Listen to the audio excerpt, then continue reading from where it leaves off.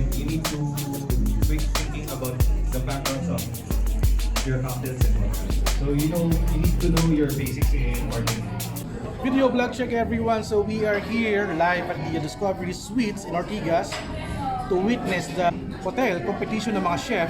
At they have here the Discovery Culinary Cup 2019. So lahat ng mga chef, pastry chef, barista are here to compete to each everyone sa competition na ito. So may dito yung Discovery Suites, dito yung Discovery Premia, Discovery Country Suites, dito rin yung Club Paradise, Discovery Shores, Boracay.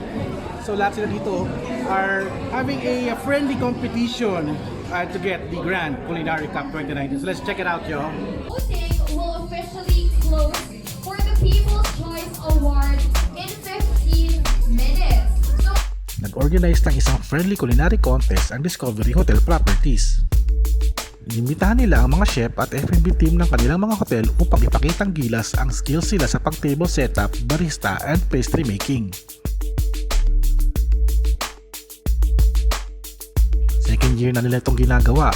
Ginagawa nila ito upang makatulong sa pagkakapatiran ng mga empleyado nila sa kanilang mga hotel properties.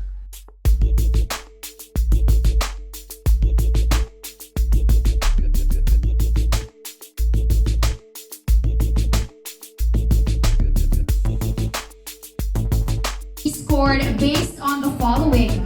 The first would be plating technique that will account for 40%. 3, 2, 1, go! Ang pinaka-ma-action dito ay yung on the spot nilang gumawa ng dressing para sa vegan style na cheesecake.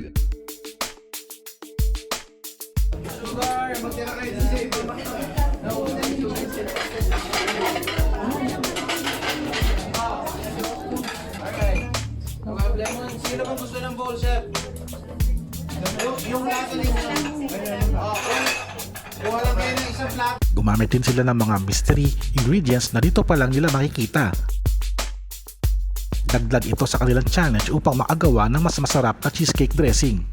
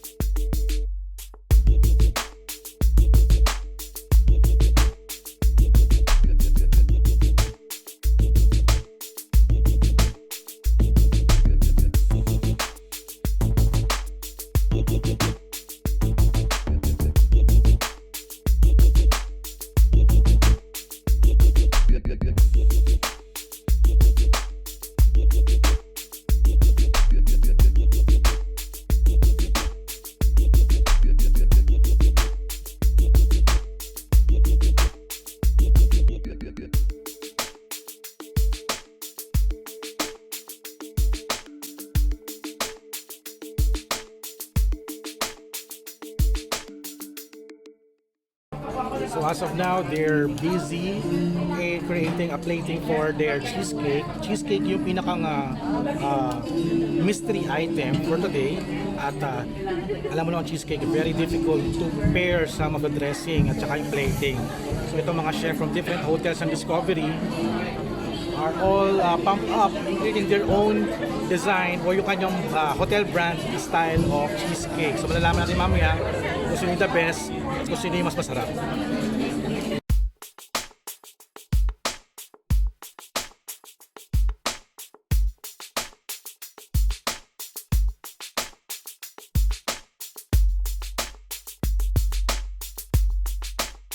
So sa loob ng 45 minutes, tapos din nila ang vegan cheesecake challenge.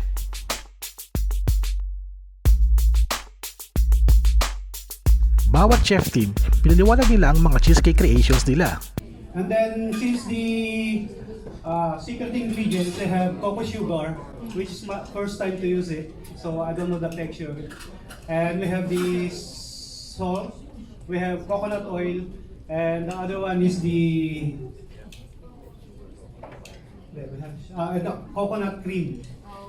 So when we make like so I have salted caramel that's flowing on top of the cheesecake.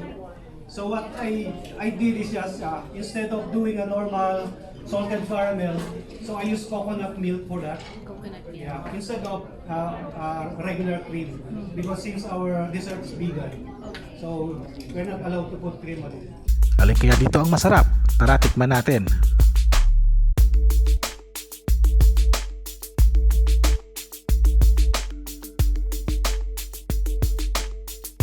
We ask all the participants to come up here Manghihintay, Claudio.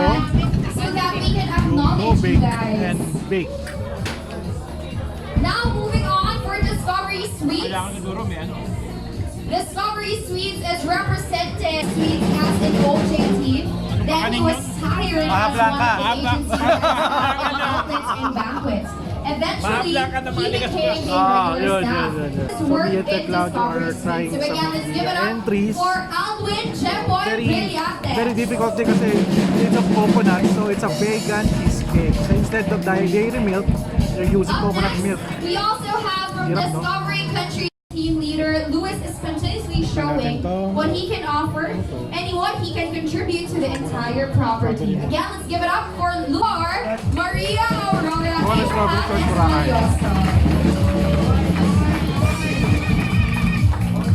Okay, and that sums up our table setting for Pinaliwanag din ng presidente and CEO of Discovery na si Mr. Jun Pareño ang purpose nitong contest nila. What is the best way to roll out the rebranding?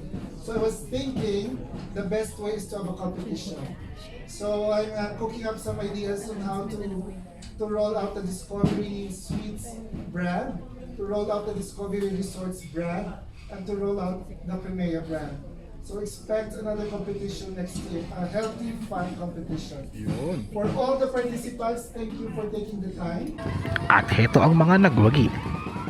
A table dress up and table dress champion nanalo ang Discovery Shores Boracay.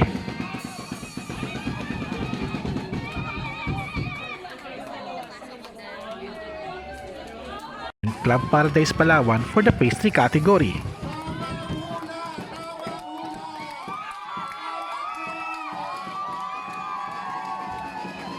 Discovery Primea for the bartending category. For the winner, this year's Discovery Sweets the Man for the hot section. The winner is Mr. Raymond. Discovery Sweet! Nakapaka-exciting ng kanilang activity. Kaya next year, abangan natin ang 3rd Discovery Culinary Cup.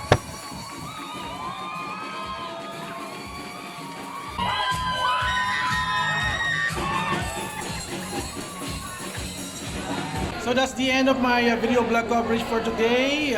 Congratulations sa winner ng Discovery Culinary Cup 2019. Sabi nga nung uno ng may-ari ng hotel na to see you daw next year for the Discovery Culinary Cup 2020. So thank you guys for watching. Don't forget to subscribe, like and comment, and I'll see you at the next Culinary Cup and video blog adventure.